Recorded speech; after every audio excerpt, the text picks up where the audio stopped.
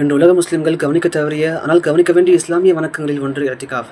எத்திகாஃப் நபிமார்களுடைய வணக்கம். நபி மூசா அலைஹிஸ்ஸலாம் அவர்கள் 40 நாட்கள் எத்திகாஃப் இருந்த பிறகு தான் தௌராத் வேதத்தை பெற்றுக்கொண்டார்கள். நம் கண்மை நாயகம் முஹம்மது ரசூலுல்லாஹி ஸல்லல்லாஹு அலைஹி வஸல்லம் அவர்கள் 5 வருடம் ஹிரா குகையில் எத்திகாஃப் இருந்த பிறகு தான் அல்லாஹ் தஆலா குர்ஆன் ஷரீஃபை வழங்கினான். இப்படி நபிமார்கள் மட்டுமல்ல, சாமானியர்களும் அல்லாஹ்வை அடையலாம் என்பதற்காக வேண்டிதான் எத்திகாஃப் ஏற்படுத்தப்பட்டிருக்கின்றது. சஹீஹுல் புகாரியில் வருகின்ற ஹதீஸ், நபி ஸல்லல்லாஹு அலைஹி வஸல்லம் அவர்கள் ரமதானுடைய இறுதி பத்தில் எத்திகாஃப் இருக்கின்றிருக்கின்றார்கள். ஹத்தா தவஃபாஹுல்லாஹ், இப்படி தன்னுடைய வாழ்நாள் முழுக்க அல்லாஹ் ரூஹை கைப்பற்றும் வரை வைத்திருக்கின்றார்கள்.